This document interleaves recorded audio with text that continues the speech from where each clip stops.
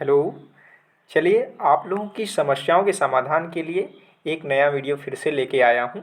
ये UGC net JRF का previous year paper है, जून 2014 का ज्योग्राफी का। इसमें 50 क्वेश्चन है। चलिए बिना देर किए हुए पहले क्वेश्चन से बिल्कुल शानदार तरीके से शुरुआत करते हैं। देखिए पहला क्वेश्चन है आपका कि एकल भूदृश्य सॉरी एकल प्रमुख भू आकृति क्रिया सॉरी एकल प्रमुख भू आकृति प्रक्रिया द्वारा उत्पन्न भूदृश्य कहलाते हैं। कह रहा है क्वेश्चन कि एकल प्रमुख भू आकृतिक प्रक्रिया द्वारा उत्पन्न भूदृश्य क्या कहलाते हैं। सरल भूदृश्य, मिश्रित भूदृश्य, एक चक्रीय भूदृश्य, बहुचक्रीय भूदृश्य। तो एकल भू आकृतिक प्रक्रिया का मतलब यहाँ पे ये है कि यदि अपरदन प्रक्रिया में तीनों अवस्थाएं बिना किसी रुकावट से पूरी हो जाए, पूर्ण हो जाए। तीनों अवस्थाओं का मतलब जैसे तरुणावस्था है, प्रौढ़ावस्था है, जीर्णावस्था, बिना किसी बाधा के जो नदी अपनी तीनों अवस्थाओं को आसानी से बिना किसी बाधा से पूरा करती है, तो उस प्रक्रिया में जो वो पूरी साइकिल है, उस प्रक्रिया में जो भी स्थल रूप बनेंगे उसे कहा जाएगा सरल भूदृश्य कहा जाएगा। उस पूरी प्रक्रिया को सरल भूदृश्य के नाम से जाना जाता है। तो एकल प्रमुख भू आकृति प्रक्रिया द्वारा उत्पन्न भूदृश्य कहलाते हैं। तो सरल भूदृश्य हो जाएगा, इसका ए आंसर सही हो जाएगा। चलिए दूसरा क्वेश्चन देखते हैं। दूसरा है दीर्घ आकारी सपाट शीर्षों के बालू के कटक जो प्रचलित पवनों के समानांतर फैले हैं। दीर्घ आकारी सपाट शीर्षों के बालू के कटक जो प्रचलित पवनों के समानांतर फैले हैं, परंतु निपाती अग्रांतों के बगैर हैं। परंतु क्या है, निपाती आग्रांतों के बगैर हैं को किस नाम से पुकारा जाता है। Option A whaleback, option B seif, option C barchan, option D बालू का अपोड़। तो ऑप्शन ए इसका सही आंसर है वेलबैक। तो दीर्घ आकारी सपाट शीर्षों के बालू के कटक जो प्रचलित पवनों के समानांतर फैले हैं, लेकिन यहाँ पे ये है कि परंतु निपाती अग्रांतों के बगैर हैं, तो उसे क्या कहा जाता है, तो उसे वेलबैक कहा जाता है। इसका सही आंसर 2 का ए सही हो जाएगा। चलिए अगला क्वेश्चन देखते हैं कि ऐसी नदी घाटियों को जो जिनके मार्गों का नियंत्रण ऐसे कारकों द्वारा होता है जिन्हें निर्धारित नहीं किया जा सकता को कहते हैं। ऐसी नदी घाटियों को जिनके मार्गों का नियंत्रण ऐसे कारकों द्वारा होता है जिन्हें निर्धारित नहीं किया जा सकता। ऑप्शन ए क्या कहते हैं उसे, ऑप्शन ए अनुवर्ती, ऑप्शन बी परवर्ती, ऑप्शन सी अक्रमवर्ती, ऑप्शन डी नवानुवर्ती। तो जिसका ढाल नियंत्रित नहीं होता है, निर्धारित नहीं होता है, तो उसे निर्धारित नहीं किया जा सकता, नियंत्रण नहीं होता, उसे कहा जाता है अक्रमवर्ती। इसका सही आंसर तीसरा का अक्रमवर्ती हो जाएगा। इसका 3 का सी आंसर सही हो जाएगा। चलिए अगला क्वेश्चन देखिए। सूची फर्स्ट को सूची सेकंड से सुमेलित करना है और एक तरफ पुस्तकें दी हुई हैं, एक तरफ लेखक दिए हुए हैं। अब आपको इसको सुमेलित करना है। देखिए यहाँ पे हम लोग देख लेते हैं। देखिए प्रिंसिपल ऑफ जियोमॉर्फोलॉजी है, ये आपकी थर्नबरी महोदय की पुस्तक है। प्रिंसिपल ऑफ जियोमॉर्फोलॉजी यानी ई का दूसरा हो जाएगा यहाँ पे देखिए। और द स्टडी ऑफ लैंडफॉर्म्स ये है आरजे स्मॉल महोदय की पुस्तक, यानी बी का तीसरा हो जाएगा। ये दिख रहा है आपको बी का तीसरा। और अनस्टेबल अर्थ वेरी फेमस, अभी पिछली बार यही जो है 2013 में क्वेश्चन पूछा था, फिर 2014 में एक ही बुक को पूछा है। तो ये हो गया अनस्टेबल अर्थ जे स्टीयर्स को। और मार्फोलॉजी ऑफ द अर्थ ये किसकी पुस्तक है, एल.सी. किंग महोदय की पुस्तक है, यानी डी का पहला। तो इसका आंसर देखिए 1 2 3 4 1 यानी ए आंसर सही हो जाएगा। इसको बार बार आप लोग याद करेंगे, बहुत आसानी से याद हो जाता है।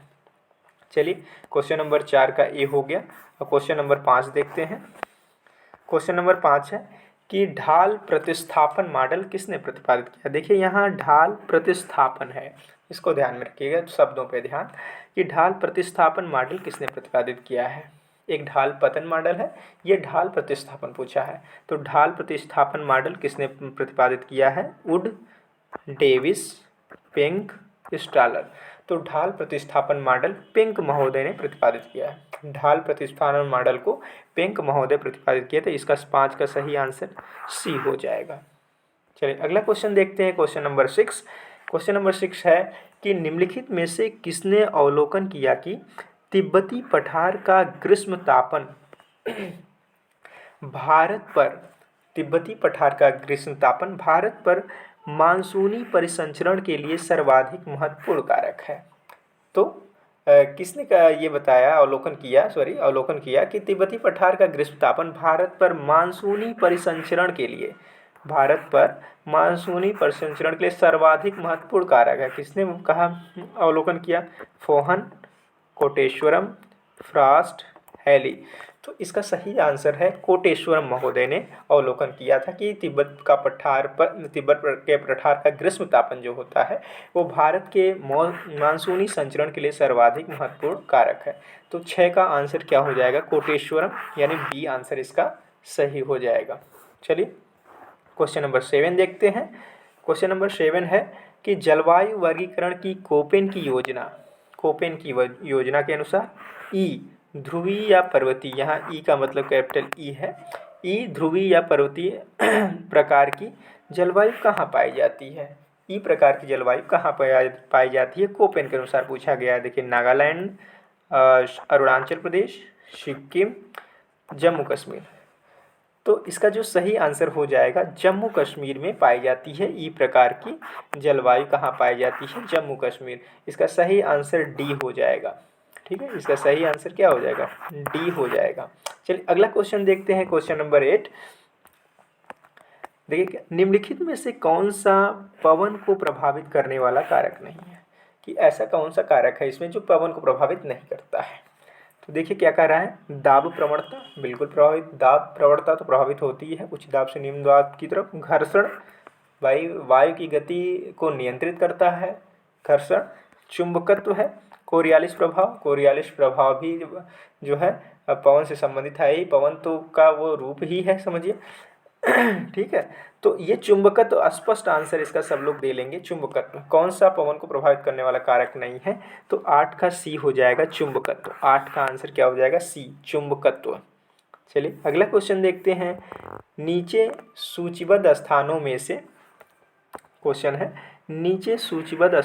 से किसमें उच्चतम वार्षिक तापांतर होना चाहिए? नीचे सूचीबद्ध स्थानों में से किसमें उच्चतम वार्षिक तापांतर होना चाहिए? ऑप्शन ए दिया है विषुवतीय द्वीप, ऑप्शन बी दिया है उष्णकटिबंधीय तट, ऑप्शन सी दिया है ध्रुवीय हिमटोपी, ऑप्शन डी दिया है मध्य अक्षांशीय महाद्वीपीय केंद्र। ठीक है, तो स्पष्ट रूप से देखिए मैं कई बार बता चुका हूँ कि जैसे जैसे आप समुद्र से स्थल के अंदर की तरफ जाएंगे, समुद्र तट से स्थल की तरफ जाएंगे, वैसे वैसे तापांतर अधिक होता जाएगा।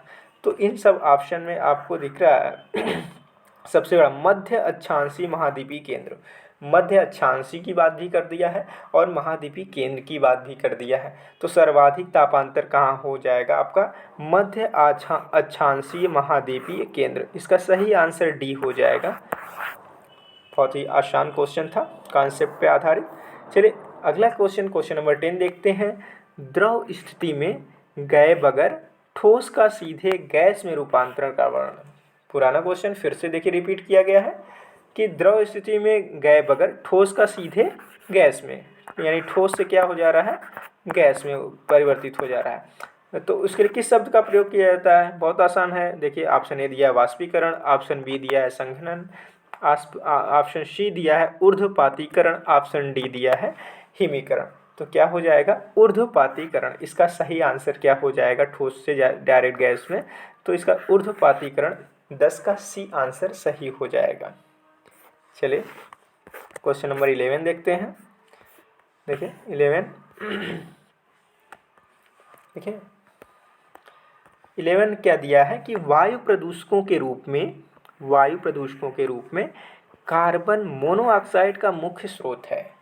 मुख्य स्रोत क्या है वायु प्रदूषकों के रूप में? देखिए वसा का तापीय वियोजन, रंग बनाना, वात्या भट्टी और गैसोलीन मोटर निकास। तो कार्बन मोनोऑक्साइड का मुख्य स्रोत जो है गैसोलीन मोटर निकास है। इसका सही आंसर डी सही हो जाएगा। कार्बन मोनोऑक्साइड का मुख्य स्रोत गैसोलीन मोटर निकास है। चलिए अगला क्वेश्चन देखते हैं, क्वेश्चन नंबर 12। अपेक्षाकृत गर्म सतही जल का प्रतिस्थापन करने के लिए गहन महासागरीय परतों से शीतल जल का ऊर्ध्वाधर गति क्या कहलाती है। कह रहा है कि अपेक्षाकृत गर्म सतही जल का प्रतिस्थापन करने के लिए, यानी जब भी नीचे से समुद्र के तल से जब क्या आएगी, ठंडी जलधाराएं आएंगी, ठंडा पानी आएगा, तो ऊपर की गर्म जो ऊपर का गर्म जल है वो प्रतिस्थापित हो जाएगा। ठीक है, वहाँ ये गर्म जल दूसरे जगह हट जाएगा, जिधर उसको जगह मिलेगी उधर हट जाएगा। इसका अर्थ ये है कि ये ऊपर वाले का स्थान कौन ले लेगा, ये ठंडा जल ले लेगा। तो उस प्रक्रिया को क्या कहा जाता है, देखिए कहा पूछा है, पंकिलता, उन्मज्जन, ऊर्ध्वगमन अपवेलिंग और हैलोक्लाइन। तो महासागरीय परतों शीतल जल की ऊर्ध्वाधर गति क्या कहलाती है, ये शीतल जल की ऊर्ध्वाधर गति क्या कहलाती है, तो अपवेलिंग कहलाती है या ऊर्ध्वगमन। तो इसका सही आंसर सी हो जाएगा, अपवेलिंग या ऊर्ध्वगमन। ठीक है, चलिए अगला क्वेश्चन देखते हैं, क्वेश्चन नंबर 13। देखिए निम्नलिखित में से कौन से प्रकार के समुद्री सतही तलछट में चूना युक्त और सिलिकामय सिंधुपंख समाविष्ट है। निम्नलिखित में से कौन से प्रकार के समुद्री तलछट में चूना युक्त और सिलिकामय सिंधुपंख समाविष्ट है। ऑप्शन ए दिया है नदी, ऑप्शन बी दिया स्थलजात, ऑप्शन सी दिया है जीवजात या बायोजीनस, ऑप्शन डी दिया है जलजात या हाइड्रोजीनस। तो इसका सही जो आंसर हो जाएगा, चूना युक्त और सिलिकामय सिंधुपंख समाविष्ट है, जीवजात या बायोजीनस। 13 का क्या हो जाएगा, जीवजात या बायोजीनस। समुद्री सतही तलछट में चूना युक्त सिलिकामय सिंधुपंख जीवजात बायोजीनस में समाविष्ट होते हैं। 13 का सी आंसर सही हो जाएगा। चलिए अगला क्वेश्चन देखते हैं, क्वेश्चन नंबर 14। शाकभक्षी और मांसभक्षी पशुओं जैसे कि शेर, गीदड़ और लकड़बग्घा की विशाल संख्या पाई जाती है। ऑप्शन ए विषवतीय वर्षा प्रचुर वन में, टैगा वन में, ब्राज़ील कंपोज में, अफ्रीका के सवाना में। तो शाकभक्षी मांसभक्षी जैसे कि शेर, गीदड़ और लकड़बग्घा की विशाल संख्या जो पाई जाती है वो अफ्रीका के सवाना प्रदेश में पाई जाती है, यानी इसका सही आंसर डी हो जाएगा, अफ्रीका का सवाना प्रदेश। 14 का सही आंसर डी हो जाएगा। चलिए अगला क्वेश्चन देखते हैं, ये आपको सूची फर्स्ट को सूची सेकंड से सुमेलित करना है। क्वेश्चन नंबर 15 देख लेते हैं। देखिए दिया है हरित पादप, तो हरित पादप को आप जानते हो उत्पादक कहा जाता है। ए का चौथा एक ही में है, हालांकि आंसर आपको मिल गया है। अब पशु परजीवी यानी पशु को खाने वाला द्वितीयक उपभोक्ता हो जाएगा, पादप परजीवी पादप को खाने वाला प्राथमिक उपभोक्ता हो जाएगा, कवक क्या है आपका अपघटक हो जाएगा। तो बहुत आसानी से क्वेश्चन आप सही कर लेंगे, ये पर्यावरण का क्वेश्चन था। इसका सही आंसर ए हो जाएगा। 15 का सही आंसर क्या हो जाएगा, ए आंसर सही हो जाएगा। चलिए अगला क्वेश्चन देखते हैं, क्वेश्चन नंबर 16। देखिए आसान सा क्वेश्चन है, भूगोल में विधि विषयक उपागम किस पर बल देता है। ज़्यादा दिमाग नहीं लगाना है, बहुत आसानी से कर लेना है इसको। भूगोल में विधि विषयक उपागम किस पर बल देता है, आगमनात्मक अध्ययन पर, विधि निर्माण अध्ययन पर, भावचित्रात्मक अध्ययन और आनुभाविक अध्ययन। तो विधि निर्माण, देखिए विधि निर्माण उपागम विधि निर्माण अध्ययन पर बल देता है, विधि निर्माण अध्ययन पर बल देता है। इसका सही आंसर डी हो जाएगा। बहुत आसानी से आप कर लेंगे इसको। चलिए अगला क्वेश्चन देखते हैं। कह रहा है कि निम्नलिखित में से कौन सा सही सुमेलित नहीं है, इसको जरूर ध्यान में रखिएगा। क्या पूछा है कि नहीं है, तो सही सुमेलित नहीं है, यानी 3 सही सुमेलित है। इब्न खालदून मुकद्दिमा सही है, अल बलाखी किताबुल अस्कल सही है, अल मसूदी रूट्स एंड रिल्म यही आपका गलत है, अल बरनी किताबुल हिंद सही है। तो कौन सुमेलित नहीं है, तो रूट्स एंड अल मसूदी की नहीं है, ये सुमेलित नहीं है। ठीक है, तो सी आंसर 17 का सी आंसर सही हो जाएगा। चलिए अगला क्वेश्चन देखते हैं। ये भी सूची फर्स्ट को सूची सेकंड से सुमेलित करना है। रेडजल महोदय कौन सी अवधारणा दिए थे, विकसित अवधारणा क्या है, तो रेडजल महोदय की आप मिला लेंगे सामाजिक डार्विनवाद, और रेटर महोदय की हो जाएगा आपका उद्देश्यवादी विचार, ठीक है, उद्देश्यवादी विचार। और हर्टसोन महोदय का क्षेत्रीय विभेदन, और स्लूटर का भूदृश्य विज्ञान। यानी ए का हो जाएगा डी, फिर उसके बाद दूसरे का हो जाएगा सी, और तीसरे का हो जाएगा बी, और चौथे का हो जाएगा ए, यानी DCBA। DCBA जिसमें होगा वो सही आंसर हो जाएगा। दूसरे तरीके से मिला लिया है इसमें। चलिए मैं मिला देता हूँ, थोड़ा सा जूम आउट कर देता हूँ, जूम इन। देखिए एफ रेडजल ए का आपका डी का पहला हो जाएगा, तो डी का पहला देखिए 2 में है, और मिला लेते दूसरा सी का रेटर का उद्देश्यवादी विचार, यानी सी का दूसरा हो जाएगा, सी का दूसरा, ये यानी ए आंसर से हो जाएगा, ए का चौथा, ठीक है। तो इसका सही आंसर ए सही हो जाएगा, मिला तो दिया ही था। चलिए अगला क्वेश्चन देखते हैं कि जर्मन भौगोलिक विचारधारा के विकास के सिलसिले में निम्नलिखित में से किसका सही अनुक्रम है। ये सन से क्वेश्चन पूछा गया है कि किसका सही अनुक्रम है। तो देखिए ट्राल, पेस्चल, हेटनर और रेडजल, ये 4 हैं विद्वान, जिसमें आपको क्रम में लगाना है। तो जो पेस्चल महोदय हैं इनका जन्म हुआ था, पेस्चल महोदय का 1825 में, इनका जन्म 1825 में हुआ था। और रेडजल महोदय का हुआ था आपका 1844 में, 1844 में। फिर उसके बाद आप आ जाएंगे, हेटनर महोदय का हुआ था 1859 में, 1859 में। और इनका जो है ट्रॉल जो महोदय थे, इनका जन्म हुआ था 1899 में, 1899 में। तो निश्चित तौर पे देखिए सबसे पहले आपके आ गए पेस्चल, फिर रेडजल, पेस्चल, सबसे पहले पेस्चल आ गए, इसमें भी हैं पेस्चल, इसमें भी हैं, फिर रेडजल आ गए 1844, फिर हेटनर 1859। 1859 की और 2-3 घटनाएं आप बताइए, बहुत ही फेमस है, और यूजीसी ने क्वेश्चन पूछ लिया है, कमेंट करके आप लोग बताइए। देखिए 1859 में हेटनर का जन्म भी हुआ था, और ट्राल 1899 इनका जन्म हुआ था। तो एक क्रम में देखिए हो गया आपका 1825, 44, 59, 99। तो इसका सही आंसर 19 का बी हो जाएगा। चलिए अगला क्वेश्चन देखते हैं, कई बार पूछा गया है, विश्व रचना या कॉस्मोग्राफी शब्द किसने प्रतिपादित किया और उसे यूरेनोग्राफी तथा ज्योग्राफी में विभाजित किया। तो किसने प्रतिपादित किया था? ऑस्कर पेस्चल, सी कार्ल रिटर, वार्नहार्ड वारेनियस, बी वारेनियस, ए हम्बोल्ट। तो अल्फ्रेड हम्बोल्ट महोदय ने किया था। हम्बोल्ट महोदय ने विश्व रचना या कॉस्मोग्राफी शब्द प्रतिपादित किया था, उसे यूरेनोग्राफी तथा ज्योग्राफी में विभाजित किया था। इसको आप लोग याद रखिएगा कि हम्बोल्ट महोदय ने कॉस्मोग्राफी को 2 भागों में बांटा था, यूरेनोग्राफी और ज्योग्राफी। चलिए क्वेश्चन नंबर अगला देखते हैं। अगला क्वेश्चन है क्वेश्चन नंबर 21। आप दिया है perspective on nature of geography. Previous year paper से क्वेश्चन देखिए आ रहा है लगातार।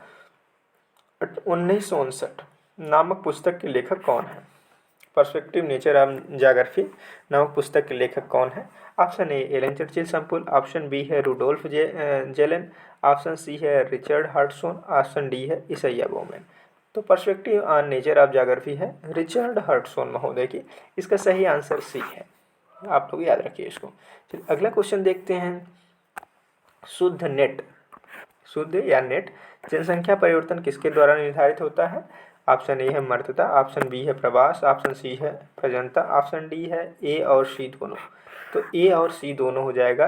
मृत्यु दर भी होता है और जन्म दर, दोनों को में परिवर्तन जब निर्धारित होता है तो उसे शुद्ध जनसंख्या परिवर्तन कहा जाता है। जन्म दर और मृत्यु दर को जब समाहित किया जाता है तो उसे शुद्ध जनसंख्या परिवर्तन कहा जाता है। ए और सी दोनों हो जाएगा 22 का।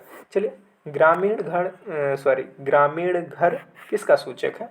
ऑप्शन ए पर्यावरण, ऑप्शन बी प्रजाति तत्व, ऑप्शन सी फैशन तथा शैली, ऑप्शन डी आधुनिक वास्तुकला डिजाइन। तो जो ग्रामीण घर है वो पर्यावरण का सूचक है। वहाँ पर्यावरण के अनुकूल सारे अरेंजमेंट होते हैं। ग्रामीण घर किसका सूचक है?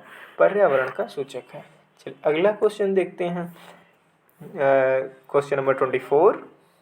इसमें दिया है कि नगरीय वृद्धि की गतिकी में, नगरीय वृद्धि की गतिकी में प्रारंभ की अवस्था किससे संबंधित है? नगरीय वृद्धि की जो गतिकी है उसमें प्रारंभ की अवस्था किससे संबंधित है? ऑप्शन दिया है, ए दिया है, वह कारक जो एक विशेष स्थान में नगर को जन्म देता है। ऑप्शन बी, वह प्रक्रिया जिसके द्वारा अलग अलग प्रकारात्मक क्षेत्रों का निर्माण होता है। केंद्र से गतिविधियों की बाहर की ओर प्रायः अरीय गति और गतिविधियों का क्षेत्र बाहर के क्षेत्र से बाहर करने का प्रतिरूप, गतिविधियों को क्षेत्र से बाहर करने का प्रतिरूप। तो नगरीय वृद्धि गतिकी में प्रारंभ की अवस्था जो होती है वह कारक को एक विशेष स्थान में नगर को जन्म देना है। ठीक है, नगरीय वृद्धि गतिकी में जो प्रारंभ की अवस्था है, प्रारंभ की अवस्था है वो वह कारक जो विशेष स्थान में नगर को जन्म देता है। प्रारंभ की अवस्था क्या है? जन्म देना। आसानी से याद कर सकते हैं आप रिलेट करके, नगर को जन्म देना, विशेष स्थान में नगर को जन्म देना, वही है नगरीय वृद्धि की गति की प्रारंभ की अवस्था। चलिए 24 का क्या हो जाएगा आंसर? ए सही हो जाएगा। चलिए अगला क्वेश्चन देखते हैं कि टुंड्रा में परिवहन का मुख्य साधन क्या है? बहुत आसान सा क्वेश्चन है कि ऊंट है, गधा है, स्लेज है, घोड़ा है। तो स्लेज क्या है? वहाँ परिवहन का मुख्य साधन है, कई बार आप लोगों को बता चुका हूँ। चलिए अगला क्वेश्चन है 26। चेन्नई बंगलुरु गलियारे कॉरिडोर जिसे कहते हैं इंग्लिश में, का विकास किस पर आधारित है? बहुत आसान क्वेश्चन है। ऑप्शन ए देखिए, ऑटोमोबाइल तथा सूचना प्रौद्योगिकी उद्योग, सूती वस्त्र और कपड़ा उद्योग, और औषधि तथा रासायनिक उद्योग, और आवासीय तथा खुदरा विकास उद्योग। तो चेन्नई बंगलुरु गलियारा जो है वो ऑटोमोबाइल तथा सूचना प्रौद्योगिकी उद्योग पर आधारित है। ठीक, ऑटोमोबाइल तथा सूचना प्रौद्योगिकी उद्योग पर आधारित है। 26 का ए आंसर सही हो जाएगा। चलिए अगला क्वेश्चन देखते हैं, क्वेश्चन नंबर 27। देखिए 27 है आपका कि हाल ही में नगरीय औद्योगिक विकास में प्रमुख फोकस किस पर रहता है? देखिए जो इस समय हो रहा है नगरीय औद्योगिक विकास, उसमें प्रमुख फोकस किस पे रहता है? नोडल विकास पे रहता है, या गुच्छ विकास पे रहता है, या पत्तन नगर उन्मुखी पे रहता है, या ए और सी दोनों पे रहता है? तो जो हाल नगरीय औद्योगिक विकास रहता है वो मुख्य फोकस गुच्छ विकास पर रहता है। ठीक है, महत्वपूर्ण फोकस किस पे रहता है? गुच्छ विकास पर या क्लस्टर डेवलपमेंट पर होता है। ठीक है, चलिए अगला क्वेश्चन देखते हैं। 27 का बी सही हो जाएगा। अगला क्वेश्चन देखते हैं 28। दिया है कि उच्च स्तर का प्रबंधकीय तथा कार्यकारिणी प्रशासनिक पद किस श्रेणी में आते हैं? ये प्राथमिक गतिविधियों में आते हैं कि द्वितीयक गतिविधियों में आते हैं कि तृतीयक गतिविधियों में आते हैं कि चतुर्थक गतिविधियाँ आती हैं? तो उच्च स्तर का है प्रबंधकीय तथा कार्यकारिणी प्रशासनिक पद, तो ये चतुर्थक गतिविधियों में आते हैं। इसका सही आंसर डी हो जाएगा। बहुत आसान क्वेश्चन था, आप लोग कर लिए होंगे। अगला क्वेश्चन देखिए 29 है, कूट वाला क्वेश्चन है। चलिए देखते हैं।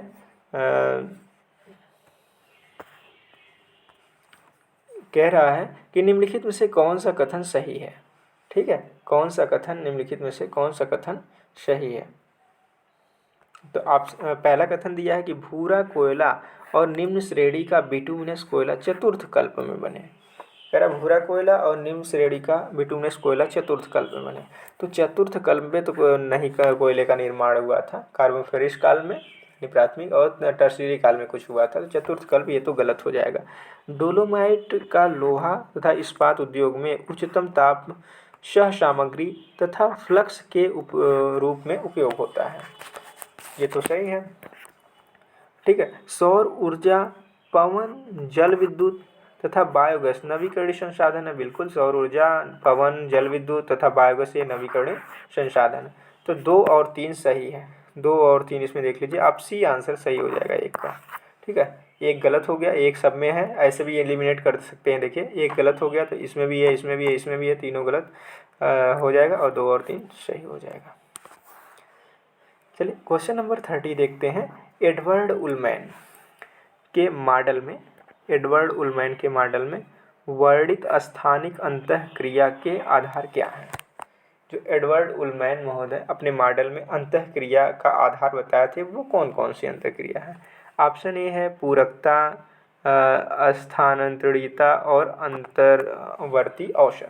ऑप्शन बी है पूरकता, वस्तु विशिष्ट संबंध और अतिरेक का अभाव का संबंध। ऑप्शन सी है पूरकता, सुविधा, आवासीय पड़ोस। और ऑप्शन डी है मानवीय व्यवहार, सुविधा और स्थानांतरिता। तो इसका सही जो आंसर है तीन आधार पूरकता है, स्थानांतरिता है और अंतर्वर्ती अवसर है। ठीक है, पूरकता, स्थानांतरिता और अंतर्वर्ती अवसर, इसका सही आंसर ए हो जाएगा। ठीक है, 30 का ए आंसर सही हो जाएगा। चलिए अगला क्वेश्चन देखते हैं। क्वेश्चन नंबर 31 बहुत ही अच्छा क्वेश्चन है। जापान अपने किन कारणों से विश्व में एक अग्रणी औद्योगिक देश है। जापान किन कारणों से विश्व में एक अग्रणी औद्योगिक देश है। तो विकसित जलीय विद्युत के कारण।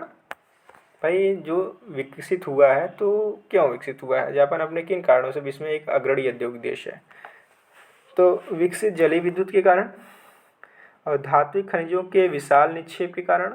नहीं भाई, धात्विक खनिज का विशाल निक्षेप है नहीं जापान में, तो ये तो पहले ही गलत हो जाएगा। उच्च स्तर प्रौद्योगिकी क्षमता के कारण, द्वीपीय अवस्थिति के कारण। तो इसमें देख लेते हैं, दो तो गलत हो जाएगा कि कौन से सही हैं। तो दो इसमें है, ये गलत हो जाएगा ऑप्शन। दो इसमें भी है, ये भी गलत हो जाएगा। दो इसमें भी, ये भी गलत हो जाएगा। यानी एक तीन, देखिए एलिमिनेट कितना आसानी से आप कर लिए, एक और तीन सही हो जाएगा। यानी जापान किन कारणों से विश्व में अग्रणी औद्योगिक देश है। विकसित जलीय विद्युत के कारण और उच्च स्तर की प्रौद्योगिकी क्षमता के कारण। विकसित जलीय विद्युत के कारण और उच्च स्तर की प्रौद्योगिकी क्षमता के कारण। 31 का सही आंसर सी हो जाएगा। चलिए अगला क्वेश्चन देखते हैं। क्वेश्चन नंबर 32 कथन और कारण का क्वेश्चन है। एक कथन कह रहा है कि उन्नत प्रकार के रबड़ वृक्षों के विकास और बाद में कृत्रिम रबर के साथ अमेजन बेसिन का रबर स्मृति से ज़्यादा कुछ नहीं रह गया है। कह रहा है कि उन्नत प्रकार के रबर वृक्षों के विकास और बाद में कृत्रिम रबर के साथ अमेजन बेसिन का रबर स्मृति से ज़्यादा कुछ नहीं रह गया है। ठीक है, और कारण क्या कह रहा है। तो कथन तो बिल्कुल सही है, क्योंकि कृत्रिमता इतनी बढ़ती जा रही है, बहुत आसानी से लोग तो अलग तरीके से बना ले रहे हैं कृत्रिम रबर। और कारण क्या है, संसाधन मानवीय संस्कृति द्वारा सृजित तथा नष्ट किए जाते हैं। भाई मानवीय संस्कृति द्वारा तो ही संसाधन नष्ट और सृजित किए जाते हैं, मानव का ज्ञान ही सबसे बड़ा संसाधन है। तो ये कथन भी सही है, कारण भी सही है और इसकी व्याख्या भी है। देखिए इसका मतलब व्याख्या करता है, ये सी आंसर सही हो जाएगा। कथन और कारण दोनों सही है। कथन जो है यानी आर ए की सही व्याख्या करता है। चलिए अगला क्वेश्चन देखते हैं। क्वेश्चन नंबर 33 कि निम्नलिखित में से किस संस्कृति क्षेत्र की विशेषताएं हैं। निम्नलिखित में से किस संस्कृति क्षेत्र की विशेषताएं हैं। पहला, कौन कौन सी विशेषताएं। प्राचीन सभ्यता और क्लासिकी संस्कृति परंपरा। दूसरा, प्राचीन नगरों का उत्थान और कृषि और अंगूर की खेती समेत बागवानी का महत्व। ऑप्शन क्या क्या दिया है। देखिए ऑप्शन दिया है कि पूर्वी यूरोपीय, ऑप्शन बी दिया है भारतीय, ऑप्शन सी दिया है भूमध्य सागरीय, ऑप्शन डी दिया है चीनी। तो कह रहा है कि किस संस्कृति क्षेत्र की विशेषताएं हैं। क्या क्या विशेषता दिया। प्राचीन सभ्यता और क्लासिक संस्कृति परंपरा, और दूसरा दे रहा है कि प्राचीन राज्यों का उत्थान, और तीसरा है कृषि और अंगूर की खेती का महत्व। तो इसका सही आंसर भूमध्य सागरीय क्षेत्र की विशेषताएं हैं, भूमध्य सागरीय संस्कृति की विशेषताएं हैं। इसका सही आंसर क्या हो जाएगा, सी भूमध्य सागरीय हो जाएगा। 33 का सी हो जाएगा। चलिए अगला क्वेश्चन देखते हैं। क्वेश्चन नंबर 34 कह रहा है पितृसत्तात्मक समाज और स्त्रियों की प्रभावशाली स्थिति के सह अस्तित्व की विरोधाभासी स्थिति किस जनजाति की विशेषता है। पितृसत्तात्मक समाज और स्त्रियों की प्रभावशाली स्थिति के सह अस्तित्व की विरोधाभासी स्थिति किस जनजाति में है। देखिए खासी जनजाति दिया है, भील जनजाति दिया है, गोंड जनजाति दिया है और थारू जनजाति दिया है। इसका जो सही आंसर है वो थारू जनजाति है। ठीक है, थारू जनजाति है, यह थारू जनजाति इसका सही हो आंसर हो जाता है। यहाँ पे तो स्त्रियाँ अपने आप को रानी मानती हैं भाई, और रानी वास्तव में ये सत्य बात है, अपने आप को रानी मानती हैं। और जो उनके पति होते हैं वो सेवक या सैनिक के कहा जाता है उनको, सेवक या सैनिक, वो उनके सेवक या सैनिक हैं। ठीक है, तो पितृ सत्तात्मक समाज, स्त्री को प्रभावशाली शिक्षा, स्त्री की विरोधाभासी स्थिति किस जनजाति की विशेषता है? तो थारू जनजाति की विशेषता है। ठीक है, प्रतिक्षेत्रीय जनजाति है भाई थारू। ठीक, चलिए अगला क्वेश्चन देखते हैं 34। प्रति क्षेत्र की सॉरी बता रहा हूँ मैं, प्रति क्षेत्र नहीं, वो क्या बोलते हैं उसे, तराई क्षेत्र की जनजाति। अगला क्वेश्चन देखते हैं 35। लोक नीति का भूगोल, लोक नीति का भूगोल किसके भौगोलिक अध्ययन से संबंधित के साथ संबंधित है? ऑप्शन ए लोक नीतियों का सृजन और क्रियान्वयन, लोक नीतियों का क्रियान्वयन और निगरानी, लोक नीतियों का सृजन और मूल्यांकन, लोक नीतियों का मूल्यांकन। इसमें केवल मूल्यांकन जोड़ दिया है, इसमें सृजन और मूल्यांकन है। तो कौन से सही है? कह रहा है लोक नीति का जो भूगोल है, पब्लिक पॉलिसी, ठीक है, का भूगोल है सॉरी, किसके अध्ययन के साथ संबंधित है? तो ऑप्शन देखिए 1 और 2 सही है। पहला है यानी लोक नीतियों का सृजन और क्रियान्वयन, लोक नीतियों का क्रियान्वयन और निगरानी। तो इसमें मूल्यांकन तो आ ही नहीं रहा है ये 1 और 2 वाले में, तो ये तो हट जा रहा है। तो 1 2 सही नहीं होगा, 2 और 3 देख लीजिए। लोक नीतियों का क्रियान्वयन और निगरानी, निगरानी जरूरी है कि भाई कौन सा कार्य कैसे हो रहा है, योजनाओं का निर्माण ही जो है तो क्या है लोक नीति। भाई लोक कल्याण के लिए कौन सी नीतियाँ बना रहे हो, उसकी निगरानी में आप कर रहे हैं कि नहीं, उसका कार्य कैसे हो रहा है, निगरानी कर रहे हैं कि नहीं। तो लोक नीतियों का क्रियान्वयन, निगरानी, और फिर बाद में उसके बाद अगर कार्य हो गया तो उसका आप मूल्यांकन कर रहे हैं कि नहीं, और लोक नीति का सृजन तो शुरुआत में करेंगे ही। तो ये 2 और 3 आपका बिल्कुल सही हो जाएगा, और सी 2 और 4 दिया है, 2 और 4 सही, क्योंकि निगरानी की बात इसमें आएगी नहीं। ठीक है, निगरानी की आ जाएगी, वो केवल मूल्यांकन सृजन की बात नहीं आएगी, मूल्यांकन की बात है। 1 3 तो सही हो ही नहीं सकता, तो ये आपका 35 का 2 और 3 सही हो जाएगा। 35 का 2 और 3 सही, यानी लोक नीतियों का क्रियान्वयन और निगरानी और लोक नीतियों का सृजन और मूल्यांकन, 2 3 आंसर इसका सही हो जाएगा। ऑप्शन बी 35 का सही हो जाएगा। चलिए अगला क्वेश्चन देखते हैं, क्वेश्चन नंबर 36। निम्नलिखित में से कौन सी भाषा सेमिटो हेमिटिक भाषाई परिवार से है? निम्नलिखित में कौन सी भाषा सेमिटो हेमिटिक भाषाई परिवार से है? Option A Gondi, option B Hebrew, option C Spanish, option D Dutch. तो ये हेब्रू जो भाषा है सेमिटो हेमिटिक भाषाई परिवार की है, हेब्रू भाषा, और अरबी भाषा भी इसी परिवार की है, सेमिटो हेमिटिक भाषाई परिवार की। तो इसका सही आंसर क्या हो जाएगा? बी हेब्रू भाषा। चलिए अगला क्वेश्चन देखते हैं, जो 2013 में यही क्वेश्चन एकदम हूबहू आया था, फिर देखिए यही क्वेश्चन एकदम हूबहू आया है, लगातार रिपीट हो रहा है। जो पूर्वी यूरोप पर शासन करता है वह हृदय स्थल पर शासन करता है, और जो हृदय स्थल पर शासन करता है वह विश्वद्वीप को वश में रखता है। ये किसका कथन है? Option A Mackinder, option B Spykman, option C Alfred Mahan, option D Wellback. तो ये मैकिंडर का कथन है। किसका कथन है? जो पूर्वी यूरोप पर शासन करता है वह हृदय स्थल पर शासन करता है, जो हृदय स्थल पर शासन करता है वह विश्वद्वीप को वश में रखता है। ये मैकिंडर महोदय का कथन है। चलिए अगला क्वेश्चन देखते हैं कि भारत में समस्त नियोजन तकनीकी तैयार किए गए मॉडल पर आधारित है। यानी कि भारत में जो समस्त नियोजन तकनीक है किसके मॉडल पर आधारित है, किसके द्वारा तैयार किए गए मॉडल पर आधारित है? तो देखिए ऑप्शन ए है पीसी महालनोबिस, ऑप्शन बी है फील्डमैन, ऑप्शन सी है डोमर, ऑप्शन डी है वीएस दांडेकर। तो जो समस्त नियोजन तकनीकी है वो प्रोफेसर पीसी महालनोबिस महोदय द्वारा तैयार की गई मॉडल पर आधारित है। सांख्यिकी संगठन कोलकाता के निदेशक रहे हैं प्रोफेसर पीसी महालनोबिस।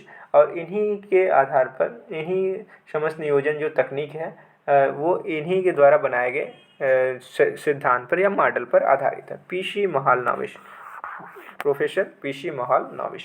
इसका सही आंसर क्या हो जाएगा? 38 का ए हो जाएगा। भारत की समस्त नियोजन तकनीकी पीसी महालनोबिस के द्वारा तैयार किए गए मॉडल पर आधारित है। अगला क्वेश्चन देख लेते हैं कि प्रादेशिक विकास है क्या है?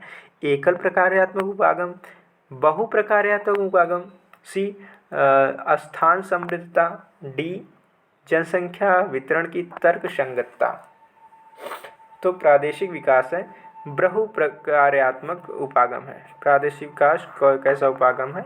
बहु प्रकार्यात्मक उपागम है। चलिए अगला क्वेश्चन देखते हैं, क्वेश्चन नंबर 40। देखिए हफस्मिट के अनुसार प्रादेशिक नियोजन के पिछले 100 वर्षों के इतिहास में उसके विकास के मुख्य चरणों में कालानुक्रमिक अनुक्रम बताइए।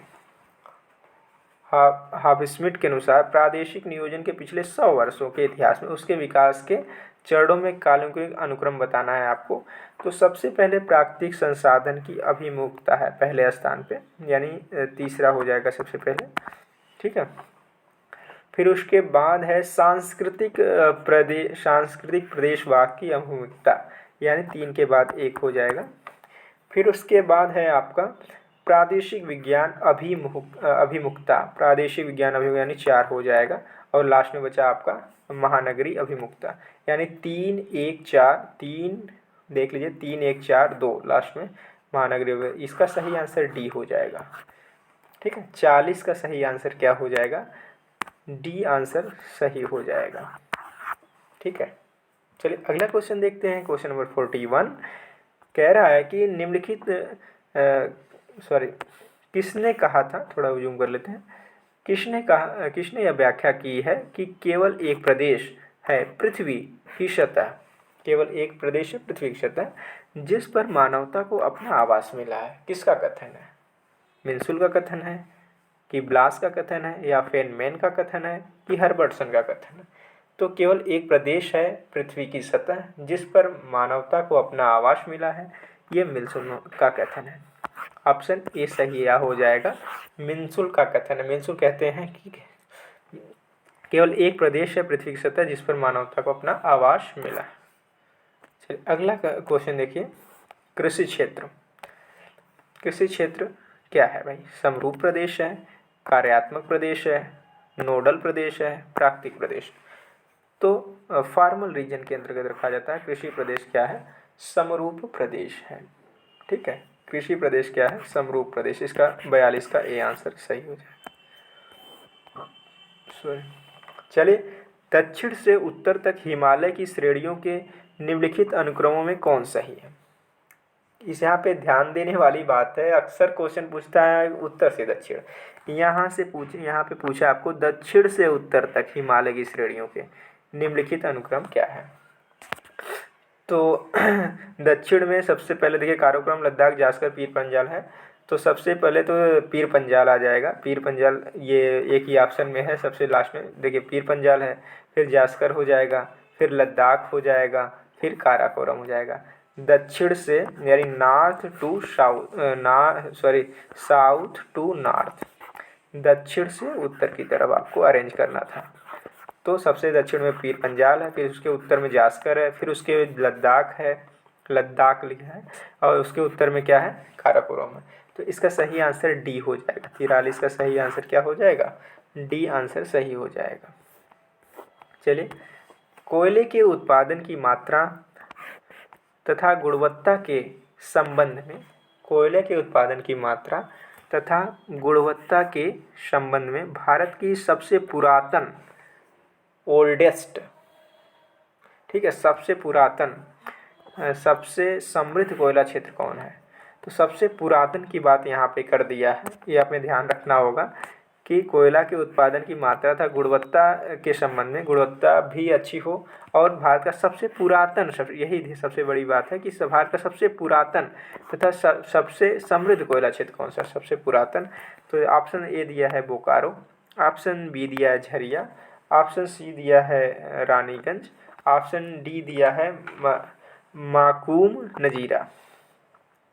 तो इसका देखिए जो सही आंसर है सबसे पुरातन समृद्ध कोयला क्षेत्र, ये रानीगंज है। रानीगंज पड़ता है का पश्चिम बंगाल, पश्चिम बंगाल के वर्धमान जिले में पड़ता है।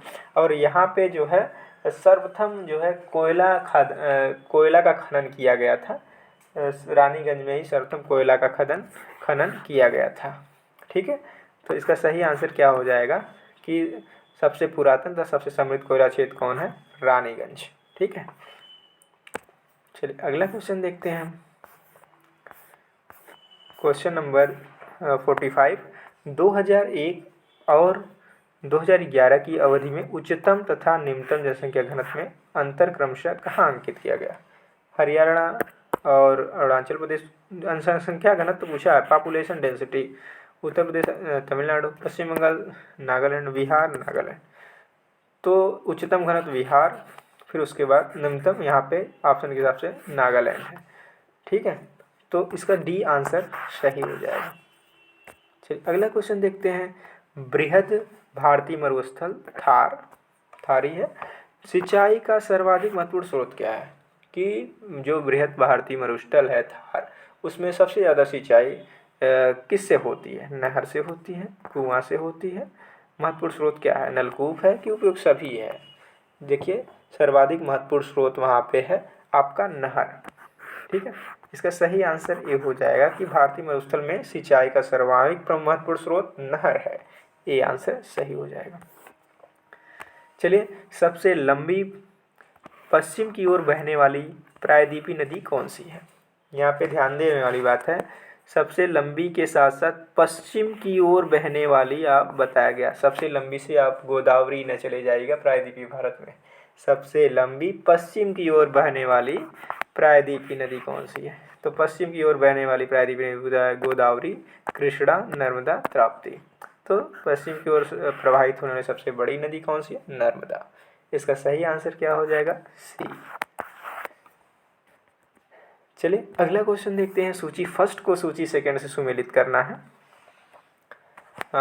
स्पेक्ट्रमी ब्रांड है, ये सूक्ष्म मीटर करके दिया है आपको। इसको मैं इंग्लिश में दिखाता हूँ 48 को, वहाँ पे ज़्यादा आपको अच्छे समझ आ जाएगा।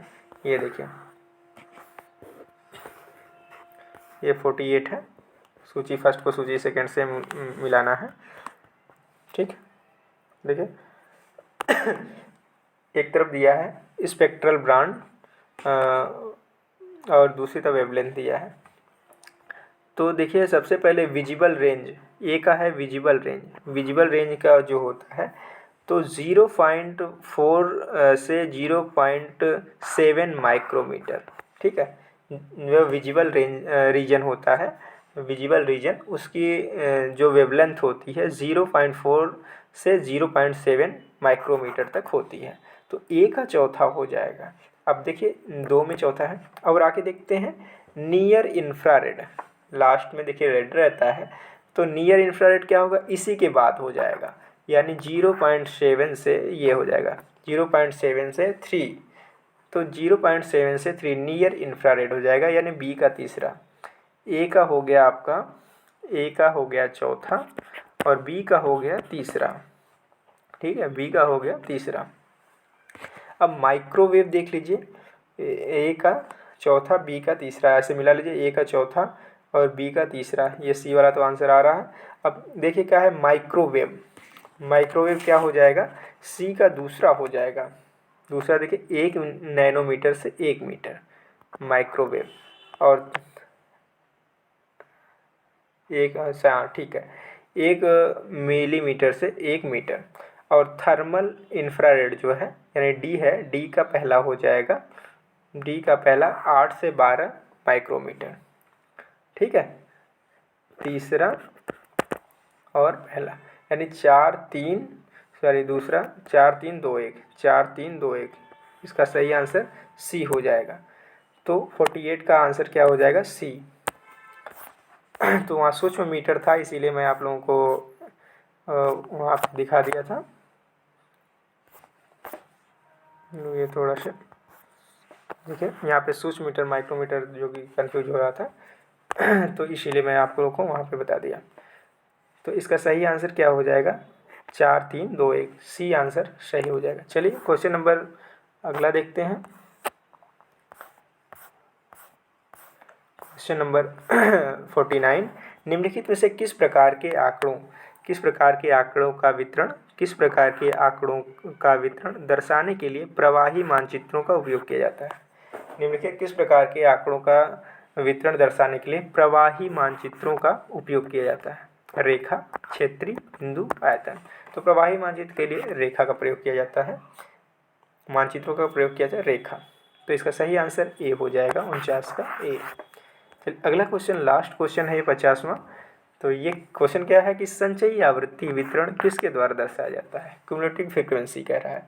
क्यूमुलेटिव फ्रीक्वेंसी वाला क्वेश्चन कई बार आ चुका है। देखिए, आयत चित्र दिया है, आवृत्ति वक्र दिया है, तोरण या ओगिव और पाई आर ए। तो संचयी आवृत्ति वितरण तोरण या ओगिव द्वारा दर्शाया जाता है। तो ये हो गया आपका 50 का सी आंसर सही हो जाएगा। संचयी आवृत्ति वितरण ओगिव या तोरण द्वारा दर्शाया जाता है। तो ये पूरी तरह से पेपर कंप्लीट हो गया है। देखिए, और इस वीडियो से थोड़ा भी आपको हेल्प मिल रही है तो इसको लाइक करिए, शेयर करिए वीडियो को और चैनल को सब्सक्राइब करिए। वीडियो को अंत तक देखने के लिए आप लोगों का बहुत बहुत धन्यवाद।